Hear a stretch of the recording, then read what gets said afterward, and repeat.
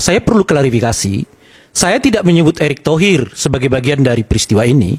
Saya mau mengatakan ini korupsi di Indonesia itu umumnya berjamaah. Bisa berjamaah secara horizontal, tapi juga bisa berjamaah secara vertikal. Nah, kalau melihat umumnya di kita dengan uang sebegitu besar, itu selalu ada kaitannya dengan politik. Oleh karena itu, tolong dong, kejaksaan tidak hanya berhenti di sini, tapi itu tadi, mungkin dengan barang bukti yang ada, bisa menyasar ke arah yang lebih tinggi, lebih atas, dan seterusnya. Itu yang saya sebut. Di situ ada menteri, yaitu tentu ada Erick Thohir. Tapi di atas menteri itu juga ada presiden. Sebab siapa sih yang butuh uang sampai 1.000 triliun, alias 110 triliun ya per kepala selama 5 tahun? Bukan politisi, bukan siapa-siapa loh mereka. Itu yang kedua. Maksudnya uang ini Anda mencurigai bisa jadi ke presiden saat itu 2018-2023. Saya tidak mengatakan begitu. Saya mengatakan uang besar itu selalu berkaitan dengan peristiwa politik. Oke. Nah, oleh karena itu perlu dilacak. Dan ini kan yang sampai sekarang kita nggak pernah melakukannya. Nah, kalau rezim Prabowo ini mau melakukan itu baru good, baru bagus. Tapi yang ketiga saya apresiasi Bung Hendarsam. Karena selalu membuat perbandingan antara rezim pemerintahan Prabowo dengan rezim sebelumnya, di mana sebelumnya itu namanya Pak Jokowi, yang paling dekat dengan Pak Prabowo. Artinya, ini kita. Pak Hendarsam mau mengatakan di rezimnya Prabowo ini dilakukan apa yang tidak dilakukan oleh rezimnya Jokowi sebelumnya. Omongan orang medsos ini. Nah, kira-kira begitu lah yang mau disebutkan oleh Bung Hendarsam. Bukan kelasnya Rereng Kuti lah ngomong kayak gitu loh. Tadi Anda mau sampaikan itu. Ini ada muara ke politik, kecurigaannya. Dan politiknya kalau uang sebesar itu ya yang paling tinggi. Ini kan sampaikan tadi oleh Bung Ray Rangkuti. Gimana kalau kita bicara korupsinya aja dulu? Maksud saya begini, itu kan ya yang namanya imajinasi Ray Rangkuti, kita semua kira-kira udah tahu lah apa. Imajinasi itu. Ya, itu imajinasi. Follow the suspect tadi dia. Kita hormati aja dia incar Jokowi, dia ingin sekali Pak Jokowi dicari itu ala begitulah kurang lebih. Itu kira-kira. Kalau pagar bambu kira-kira berhenti di situ nggak? Ya, kita pastikan stand saya akan kawal. Gimana kita kalau kita tidak bicara pagar bambu? Gitu ya. Kita lagi bicara Ahok bukan? Ya, saya ingin komentar itu sebetulnya dari tadi. Ya. Jadi tadi saya dibilang bahwa saya adalah fansnya Pak Ahok dan itu benar. Saya itu pendukung Ahok 2016-2017 berseberangan sama Anda ya waktu itu ya. Dan sampai kemudian dia di penjara, dia keluar, dia masuk PDIP, saya tetap mendukung Pak Ahok. Saya tetap menganggap dia sebagai salah seorang tokoh terkemuka lah di Indonesia yang penting, ya. Tapi kan sekarang muncul pertanyaan tentang Pak Ahok dan Pertamina. Saya ingin katakan bahwa saya tidak menuduh mereka yang membicarakannya di medsos sebagai sekedar punya niat buruk untuk menyerang Ahok. Karena begini, sangat wajar orang mempertanyakan ada nggak sih peran Ahok di dalam kasus korupsi Pertamina? Pertama jawabannya? Enggak, saya cuma bilang saya tidak tahu kan, nggak ada jawabannya dong sekarang. Cuman kalau orang sampai mempertanyakan itu, jangan dianggap sebagai sekedar benci sama Ahok. Mungkin juga benci, tapi paling tidak kan begini. Ahok itu menempati posisi sebagai komisaris utama Pertamina 2019, betul? 2018 ya? 2020, 2019, lupa saya. 2019 sampai 2023, ya. Korupsinya yang lagi kita bicarakan itu berlangsungnya 2018 sampai 2023. Saya ingin menggunakan common sense orang aja. Tahunnya itu sama, ya. Apakah kemudian itu berarti bahwa Pak Ahok punya peran di dalam korupsi tersebut? Sebentar, saya mau selesaikan dulu nih. Jadi gini, sejauh ini saya akan katakan saya tidak percaya itu. Tapi wajar kalau orang jadi mempertanyakan itu, dan itulah yang kemudian menyebabkan begitu kasus ini muncul, ya. Saya rasa nih, Bung, dia bukan bikin podcast sendiri, tapi dia diundang oleh media. Paling tidak ada narasi, ada liputan 6, ya. Dan salah satu pertanyaan yang diajukan itu adalah gini, Anda kan berada di sana sebagai komisaris utama dalam tahun-tahun itu. Kok bisa-bisanya, kok akhirnya ini terjadi semua? Kok Anda nggak tahu atau segala macam, ya? Jadi itu pertanyaan yang datang dari orang. Nah, jawabannya Ahok itu memang sangat self defensive, sangat membela diri dengan mengatakan bahwa oh, saya itu di sana posisinya adalah komisaris utama. Komisaris utama tuh nggak bisa ngapa-ngapain. Karena itu di sini terus salah dia ngomong. Harusnya saya jadi direktur utama dong. Anda nggak pernah diminta jadi direktur utama, kata si wartawan. Nggak pernah. Itulah kesalahan dia. Karena setahun sebelumnya di acara Najwa, ditanya oleh Najwa, justru Ahok itu bilang bahwa saya ditawari oleh Jokowi untuk menjadi direktur utama tahun 2023 seperti dikatakan oleh Mas Guntur tadi. Saya menolak. Tapi jawaban menolak dia tuh begini, karena saya lagi sibuk belajar golf. Saya belajar apa lagi ya?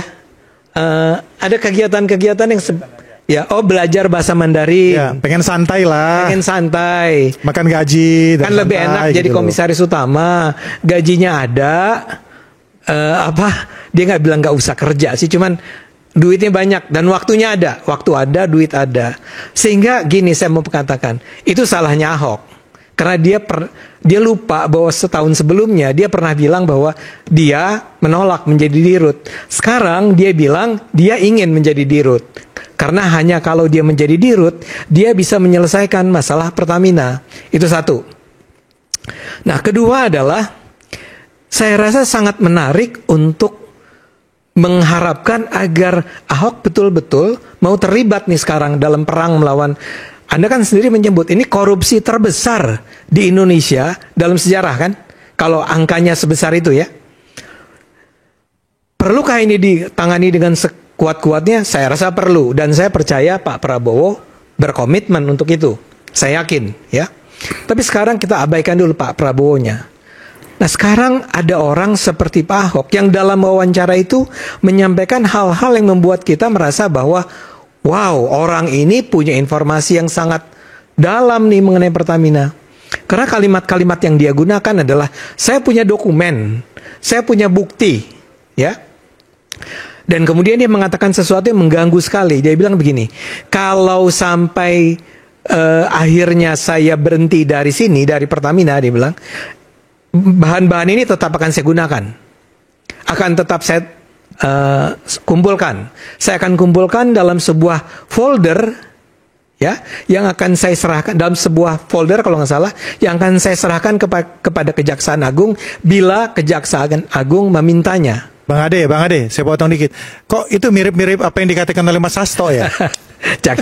Anda jangan belokkan ke sana dulu. Nggak apa-apa, maaf ya adik-adik ya, ini polanya sama. Ya, kira-kira kurang lebih sama. Tapi saya percaya, taruhlah kita percaya nih ya, bahwa Pak Ahok selama 5 tahun itu kerjaannya sebagai komisaris utama adalah mengumpulkan bukti.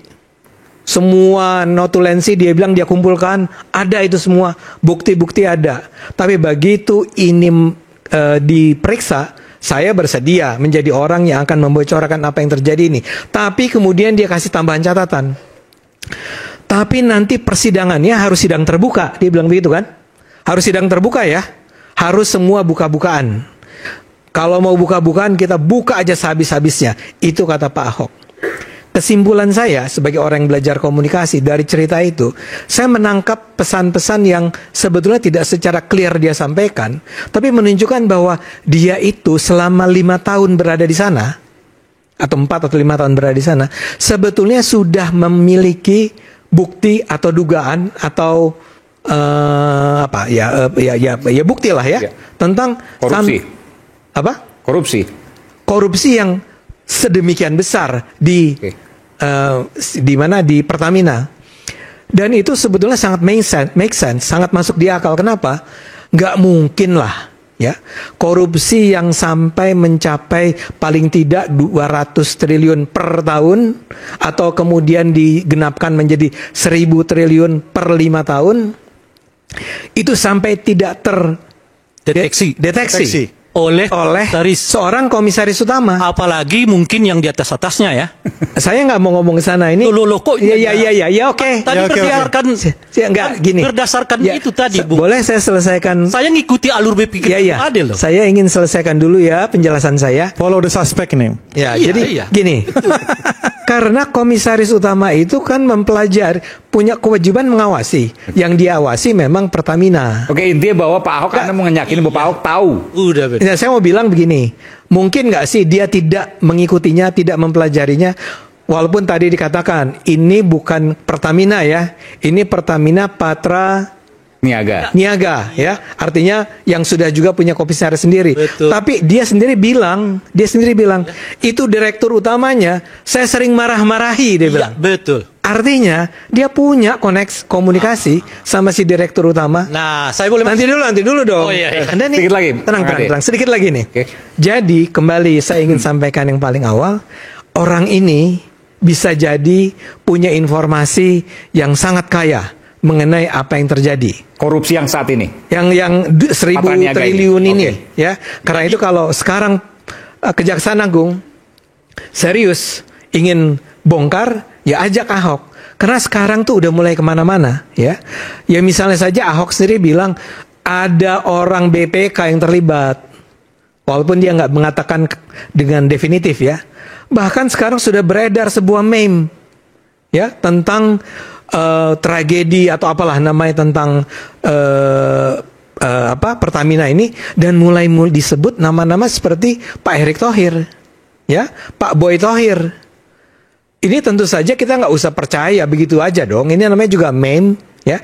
Tapi itu kan artinya orang mulai mengarang-arang bebas nih, atau nggak pakai bebas lah, mulai menciptakan narasi-narasi baru yang mungkin menciptakan keterlibatan nama-nama baru. Untuk itu, ini harus kerja keras memang kejaksaan. Dan saya yakin semua pihak harus terlibat mendukungnya, termasuk kita-kita yang ada di sini. Pak Ahok tahu segalanya, punya komunikasi dengan Direktur Utama Patra Niaga. Itu yang kemudian disampaikan oleh Ade Armando.